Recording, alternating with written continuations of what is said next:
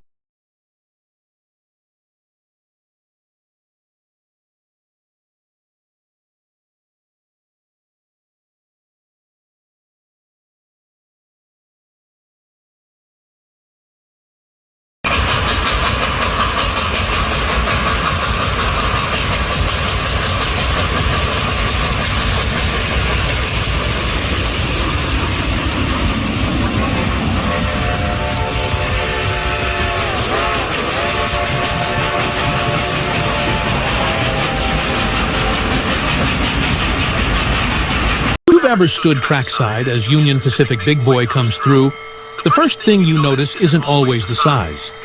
It's the sound. The exhaust hits heavily, and that sound exists because this locomotive wasn't designed for nostalgia. It was designed as an answer to a specific, expensive problem. This train is more special than you think. In the late 1930s and early 1940s, Union Pacific's freight traffic was pushing hard across the Wasatch Range. And the route between Ogden, Utah, and Green River, Wyoming, included a ruling grade of about 1.14% eastbound out of Ogden, which meant that once you coupled on a typical 3,600-ton freight, gravity turned every mile into a slow negotiation, often requiring double heading and helper locomotives, with extra crews and extra time lost at exactly the worst place to lose it, on the mountain.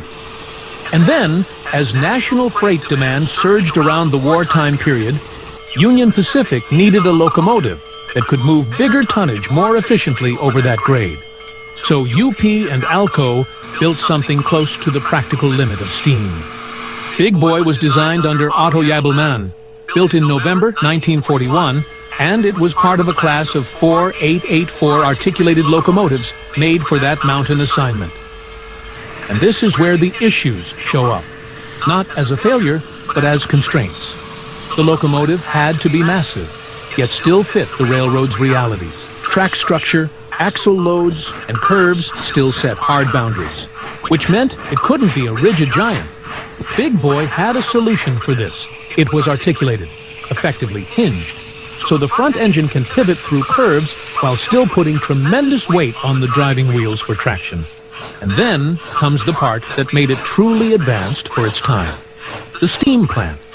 Big Boy ran a 300-pound per square inch boiler paired with an enormous firebox area, built to keep steam production high for long pulls, where smaller locomotives would start running out of breath.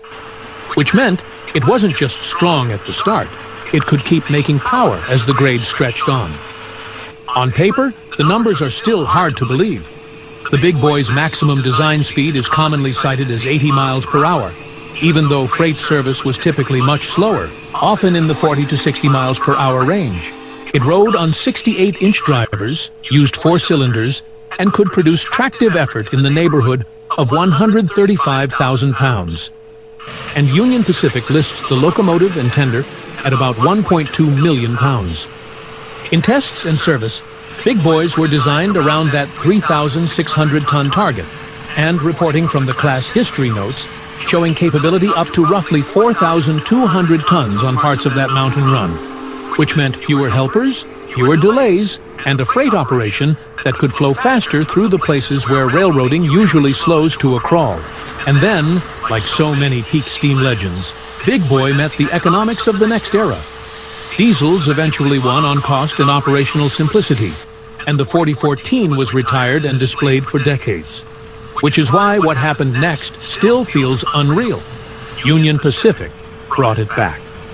4014 was returned to UP, restored in Cheyenne, and returned to operation in 2019, converted from coal to No. 5 fuel oil for modern excursion practicality, and still runs today in 2026.